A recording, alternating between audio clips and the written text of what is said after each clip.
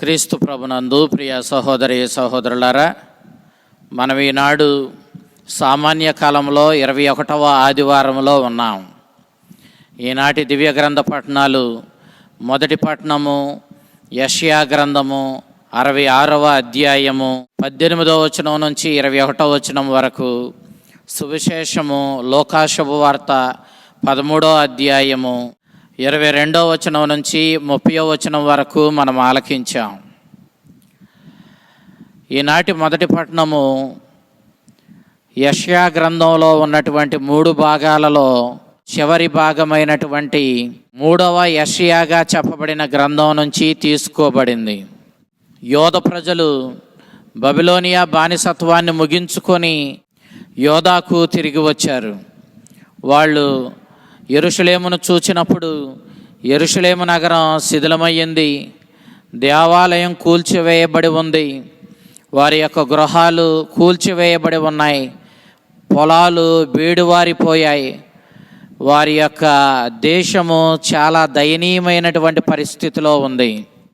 దేవాలయ పరిస్థితిని చూచి వాళ్ళు బోరుని ఏడ్చారు. ఈ విధంగా దుఃఖంతో నిండినటువంటి ఆ యోధ ప్రజలను యెషయా ప్రవక్త ఓదారుస్తూ, ఇదిగో ఈనాటి ఈ ప్రవచనాలను చెప్పడాన్ని మొదటి పట్టణంలో మనం ఆలకిస్తూ ఉన్నాం. యోధ ప్రజలకు మనోధైర్యాన్ని ఇస్తూ, ఈనాడు మీరందరూ చూస్తూ ఉన్నటువంటి యెరూషలేము శిథిలమైందని మీరు బాధపడుతూ ఉన్నారు. కానీ రానున్న రోజుల్లో దేవుడు ఈ యెరూషలేమును మహోన్నతమైన స్థితికి లేవనెత్తుతాడు.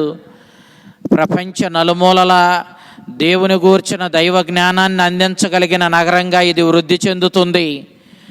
నలుమూలల నుండి అనేక జాతులకు చెందినవారు, అనేక ప్రాంతాలకు చెందినవారు ఈ యెరూషలేమునకు వచ్చి ఈ యెరూషలేములోనే నిజదైవమైన యావేను గూర్చినటువంటి జ్ఞానాన్ని తెలుసుకుంటారు, యావేను ఆరాధిస్తారు, యావేకు కానుకలు తీసుకుని వచ్చి ఇస్తారు అని చెప్పి, కాబట్టి ఈనాడు ఈ శిథిలావస్థలో ఉన్నటువంటి ఈ యెరూషలేము నగరాన్ని చూచి, ఓ యోధ ప్రజలారా, నిరాశపడకుండా దేవుని మీద నమ్మకం ఉంచి విశ్వాసంతో ఆ ప్రభు ఇచ్చిన ధర్మశాస్త్రాన్ని పాటించుకుంటూ మీరు ధైర్యంతో ఉండండి. దేవుడు తప్పకుండా మంచి రోజులు ఇస్తాడు. నూతన యెరూషలేమును మీకు నిర్మించి ఇస్తాడు. ఆ నూతన యెరూషలేములో మీరు దేవుని మహిమపరుస్తారు. దేవుని యొక్క మహిమను మీరు ప్రకటించే రోజులు అతి సమీపాన ఉన్నాయి. ఆయన గొప్ప మహిమ కార్యాలు ఈ నూతన యెరూషలేమును ఏర్పాటు చేయడం ద్వారా మీ మధ్య జరిపిస్తాడు అని చెప్పి యెషయా ప్రవక్త తమ దేశం సర్వనాశనమై ఉన్నప్పుడు దానిని చూచి బాధపడుతూ దుఃఖిస్తూ ఉన్న వారిని ఓదారుస్తూ వాళ్లకు మనోధైర్యాన్ని చెబుతూ ఈ ప్రవచనాలను చెప్పాడు. మీ జాతికి చెంది అన్య దేశాలలో స్థిరపడినటువంటి అన్య ప్రాంతాలలో ఉన్న యూదులందరూ కూడా యెరూషలేమునకు తిరిగి వచ్చి ప్రభువుని స్తుతిస్తారు, ఆయనను గూర్చిన జ్ఞానాన్ని తెలుసుకుంటారు, ఆయనను మహిమపరుస్తారు. అంతేకాదు, వారి ద్వారా వారు ఏ అన్య దేశాలలో స్థిరపడి ఉన్నారో ఆయా అన్య దేశాల ప్రజలు ఈ యూదుల నుండి యావేను గూర్చినటువంటి గొప్ప సత్యాన్ని జ్ఞానాన్ని తెలుసుకొని నిజదైవం యావేయే అని గుర్తించి ఆయనను మహిమపరచడానికి, ఆయనను ఆరాధించడానికి, ఆయనకు కానుకలు ఇవ్వడానికి ఇదిగో వాళ్ళు ప్రోగై రానయ్యున్నారని చెప్పి యెషయా ప్రవక్త ప్రవచించాడు. ఇదిగో అనేక దేశాల నుంచి ప్రజలు యెరూషలేమునకు రానయ్యున్నారు. ఆ దేశాల పేర్లు ఏమిటి అని అంటే తార్షిస్సు, పూతు, లూదు, తుబాలు, యావాను వంటి అన్య దేశాలకు మీ ప్రజలు వెళ్ళి నిజదైవమైన యావేను గూర్చినటువంటి సత్యాన్ని బోధించి వారందరూ కూడా ప్రోగై యెరూషలేమునకు వచ్చి దేవునికి కానుకలు అర్పించి దేవుణ్ణి ఆరాధిస్తారు అని చెప్పి యెషయా ప్రవక్త ప్రవచించాడు.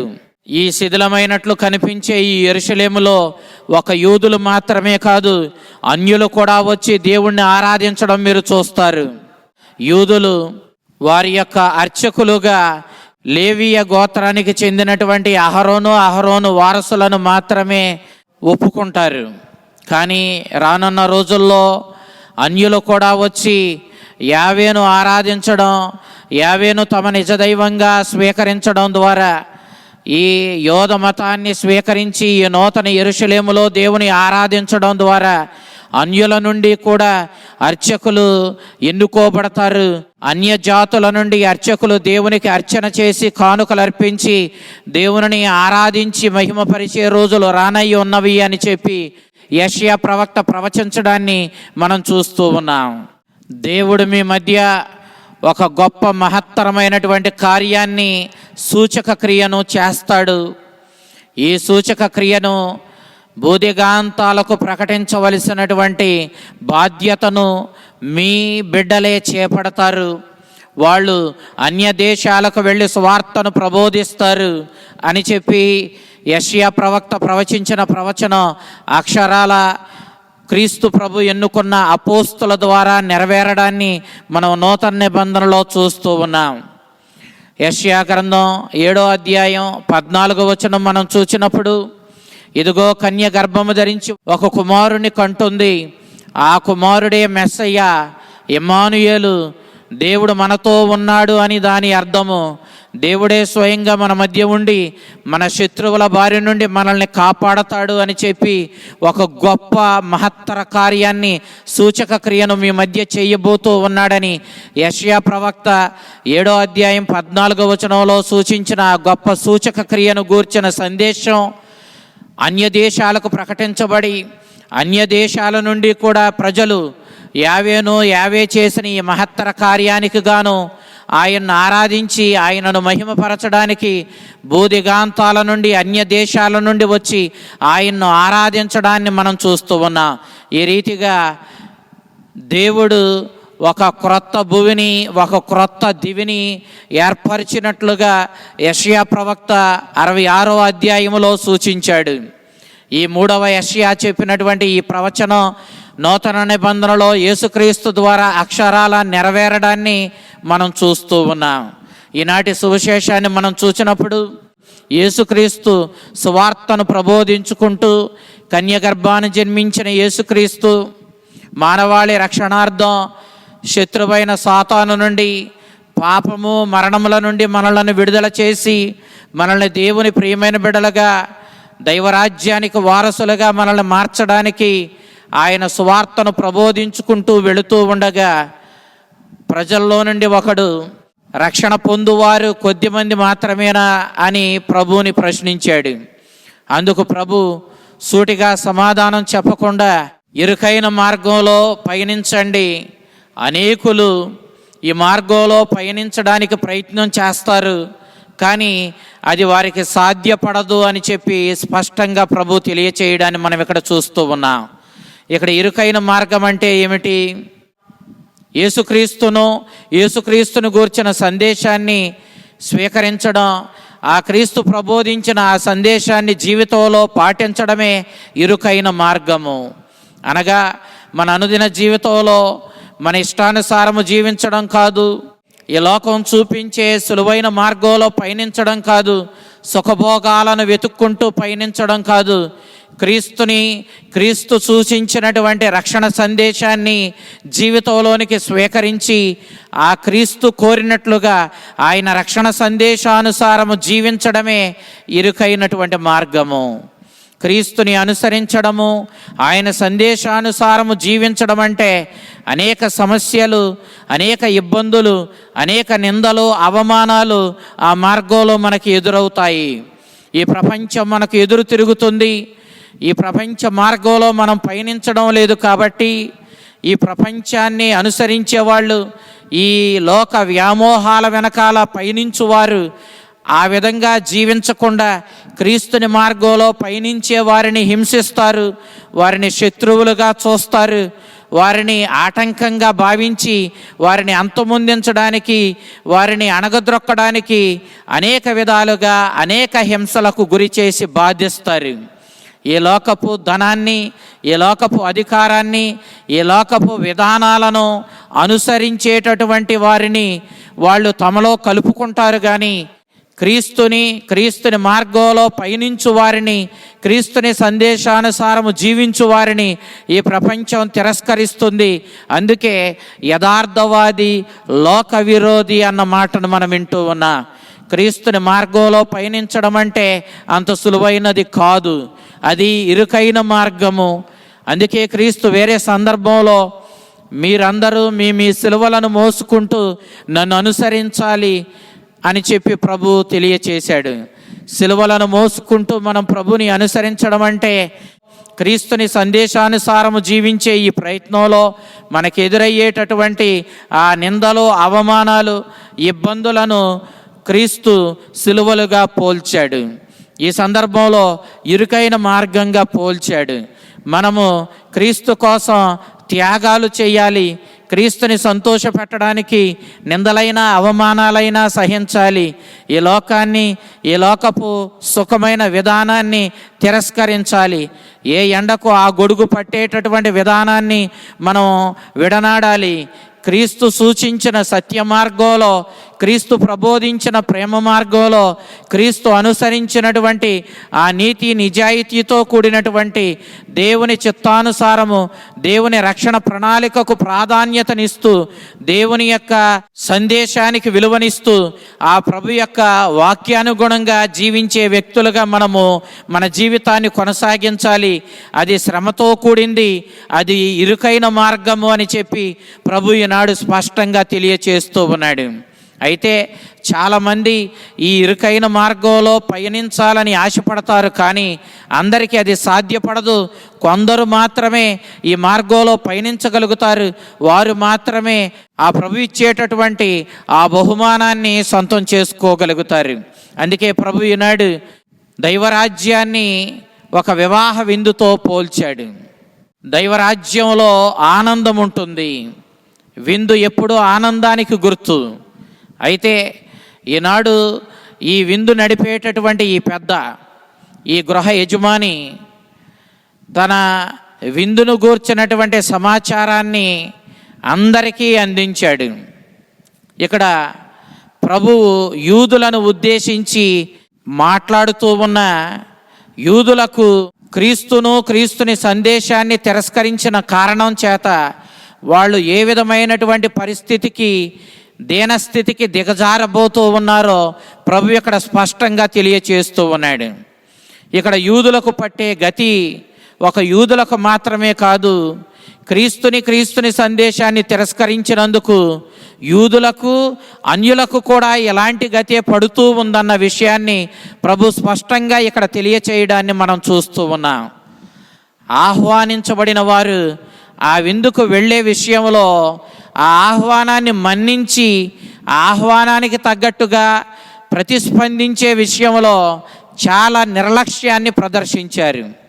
లెక్కలేని తనంతో వారికి ఇవ్వబడినటువంటి ఆ ఆహ్వానాన్ని తిరస్కరించారు, పట్టించుకోలేదు, లెక్క చేయలేదు. ఇక్కడ ఈ విందు నడిపేడి ఈ యజమాని అతడు ఇచ్చినటువంటి ఈ ఆహ్వానము క్రీస్తుని యొక్క సువార్త సందేశమే. అయితే ఈ తిరస్కరించిన ఈ వ్యక్తులు, ఈ నిర్లక్ష్యం చూపించిన ఈ వ్యక్తులు క్రీస్తు ఇచ్చినటువంటి ఈ సువిశేష సందేశాన్ని, ఈ ఆహ్వానాన్ని లెక్క చేయలేదు కాబట్టి, తిరస్కరించారు కాబట్టి ఈనాడు వాళ్ళు ఆలస్యంగా వెళ్ళడం వాళ్ళ లెక్కలేనితనాన్ని, వాళ్ళ నిర్లక్ష్యాన్ని సూచిస్తూ ఉంది. వాళ్ళు ఆలస్యంగా వెళ్ళారు. అప్పటికే ఆ యొక్క వివాహ మహోత్సవం జరిగేటటువంటి ఆ ఇంటి తలుపులు మూసివేయబడ్డాయి. దేవుని యొక్క ఆహ్వానాన్ని, ఆయన సువార్తను వాళ్ళ జీవితంలో స్వీకరించలేదు. వాళ్ళు ఆ సందేశాన్ని జీవితంలో పాటించలేదు. నిర్లక్ష్యాన్ని ప్రదర్శించిన కారణం చేత, ఆయన సందేశాన్ని తిరస్కరించిన కారణం చేత ఈనాడు ఆ విందులో ప్రవేశించకుండా తలుపులు మూసివేయబడగా వెలుపలనే నిలబడి ఉన్నారు. ఈ సందర్భంలో వాళ్ళు తలుపు కొడుతూ, ప్రభు తలుపు తెరవండి, మాకు కూడా నీ ఆనందదాయకమైన వివాహ మహోత్సవంలో, ఆ స్వర్గంలో, ఆ దైవరాజ్యంలో పాల్గొనే భాగ్యాన్ని మాకు ఇవ్వండి అంటూ తలుపు కొడుతూ ఉన్నారు. లోపల ఆ యజమాని దేవుడు, ఆ క్రీస్తు ప్రభు వారిని తిరస్కరిస్తూ ఉన్నాడు. సందేశాన్ని వీళ్ళు తిరస్కరించారు. ఈనాడు సందేశాన్ని స్వీకరించకుండా తిరస్కరించిన ఈ దుర్మార్గులను ఈనాడు క్రీస్తు ప్రభు తిరస్కరిస్తూ ఉన్నాడు. వారిని తన యొక్క దైవరాజ్యంలోనికి ఆహ్వానం లేదని, పొమ్మని, అసలు మీరెవరో నాకు తెలియదని ప్రభు పలకడాన్ని మనం ఇక్కడ చూస్తూ ఉన్నాం. నిజానికి వాళ్ళు వెంటనే ప్రభువుకి కొన్ని గుర్తులు ఇస్తూ ఉన్నారు. ప్రభు, మేము మీకు తెలియకపోవడం ఏమిటి? మీతో కలిసి మేము అన్నపానాలు పుచ్చుకున్నాం, మీ బోధలు మేము విన్నాం, మీతో కలిసి తిరిగామంటూ ఉన్నారు. అయితే ప్రభు, మీరెవరో నాకు తెలియదు పొండి అంటూ స్పష్టంగా తెలియచేయడాన్ని మనం ఇక్కడ చూస్తూ ఉన్నాం. నిజమే, వాళ్ళు ప్రభువుతో కలిసిమెలిసి తిరగడం నిజమే, ఆయనతో అన్నపానాలు పుచ్చుకోవడం నిజమే, ఆయన వాక్యాన్ని వాళ్ళు ఆలకించడము నిజమే. కానీ వాళ్ళు ఆయన ఇచ్చినటువంటి ఆ ఆహ్వానాన్ని, ఆయన ప్రబోధించినటువంటి ఆ సువార్తను బాధ్యతగా వాళ్ళు స్వీకరించలేదు. దానిని నిర్లక్ష్యం చేశారు. సువార్తను జీవితంలోనికి స్వీకరించలేదు. స్వీకరించకుండా ఆ సందేశాన్ని జీవితంలో పాటించకుండా లెక్కలేనితనంతో, నిర్లక్ష్యంతో ప్రవర్తించారు. కాబట్టి ఈనాడు ఆ పరలోక రాజ్యంలో అడుగు పెట్టడానికి వాళ్ళు అర్హతను కోల్పోయారు. అయితే ప్రభు అంటూ ఉన్నాడు, మీరు వెలుపలనే నిలబడి ఏడుస్తూ పండ్లు కొరుక్కుంటారు. ఎందుకంటే ఈనాడు నన్ను కానీ నా సందేశాన్ని కానీ మీరు స్వీకరించడం లేదు, దానిని బాధ్యతతో స్వీకరించి దానిని జీవితంలో పాటించడం లేదు. కాబట్టి మీ గతి ఈ విధంగా ఏడుస్తూ పండ్లు కొరుక్కుంటూ ఆవేదన చెందవలసినటువంటి పరిస్థితి మీకు మిగులుతుంది. కానీ మీతో నివసించిన కొందరు, ఆ మాటకు వస్తే మీరు తిరస్కరించినటువంటి అన్యులు కూడా నన్ను, నా సందేశాన్ని స్వీకరించి దానికి అనుగుణంగా జీవించిన కారణం చేత ఆ నిత్యానంద విందులో, ఆ వివాహ మహోత్సవంలో పాల్గొని అబ్రహాము, ఈసాకు, యాకోబు వంటి గొప్ప పితామహులతో కలిసి వాళ్ళు ఆనందిస్తూ ఉంటే మీరు ఆ విందులో పాల్గొనలేక వెలుపలనే త్రోసివేయబడి ఏడుస్తూ పండ్లు కొరుక్కుంటూ ఉంటారు. మీ దయనీయమైన పరిస్థితి ఆలోచించుకోండి అంటూ ప్రభు ఈనాడు స్పష్టంగా తెలియచేస్తూ ఉన్నాడు. నిజానికి ఈ యూదులే మేము అబ్రహాము సంతతి వారిమే అని గర్వపడ్డారు. అబ్రహాము, ఈసాకు, యాకోబులు మా పితామహులని గర్వపడ్డారు. కానీ ఈనాడు అంత గొప్ప అబ్రహాము, ఈసాకు, యాకోబులు వీరికి ఏ విధంగానూ మేలు చేయలేని స్థితిలో ఉన్నట్లుగా మనం ఇక్కడ గమనిస్తూ ఉన్నాం. క్రీస్తుని సందేశాన్ని మనం జీవితంలో స్వీకరించకపోతే అబ్రహాము, ఈసాకు, యాకోబుల వంటి వాళ్ళు మా పితామహులని ఎంత గర్వపడినా ప్రయోజనం లేదు. ఎందుకంటే నీవు అబ్రహాము, ఈసాకు, యాకోబుల వంటి గొప్ప పితామహులను నీవు కలిగి ఉన్నప్పటికీ నీ వంతు నీవు చేయవలసిన నీ బాధ్యతను నువ్వు నెరవేర్చడంలో విఫలమయ్యావు. నిర్లక్ష్యంతో, లెక్కలేనితనంతో, బాధ్యతారాహితంగా ప్రవర్తించావు. తత్ఫలితంగా నీ క్రియలకు తగ్గట్టుగా, నీ ప్రవర్తనకు తగ్గట్టుగానే ఈనాడు ఈ దయనీయమైన పరిస్థితిని, ఈ శిక్షను నువ్వు కొని తెచ్చుకున్నావు అని చెప్పి ప్రభు స్పష్టంగా ఇక్కడ తెలియచేస్తూ ఉన్నాడు. కాబట్టి ప్రియ దేవుని బిడ్డలారా, మనల్ని దేవుడు గొప్ప స్థితికి పిలిచి ఉండవచ్చు, మనం గొప్ప వంశానికి చెందిన వాళ్ళమై ఉండవచ్చు, మన తల్లిదండ్రులు, మన తాత ముత్తాతలు కథోలికులై ఉండవచ్చు, మనం ఎంత గొప్ప స్థితిని పొందినా, మనం ఎంత గొప్పవాళ్ళమై ఉండినా, మనం క్రీస్తుని సందేశాన్ని బాధ్యతతో స్వీకరించి దానిని జీవితంలో తూచా తప్పకుండా పాటించి ఆ ప్రభు ఇచ్చిన ఆహ్వానానికి సంసిద్ధులమై దైవరాజ్యానికి మనల్ని మనం సిద్ధపరుచుకొని ఆ దేవుడు అనుగ్రహించే ఆ బహుమానం, ఆ దైవరాజ్యంలో ప్రవేశించగలిగినటువంటి రీతిలో ఆ ప్రభు యొక్క వాక్యాన్ని జీవితంలో పాటించుకుంటూ జీవించకపోతే రేపు మన పరిస్థితి కూడా ఇలాగే ఉంటుందన్న విషయాన్ని ప్రభు స్పష్టంగా ఈనాడు తెలియచేశాడు.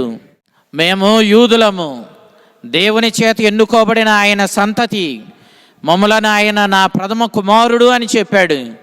మాకు ఆయన తండ్రి, మాకు ఆయన ధర్మశాస్త్రం ఇచ్చాడు.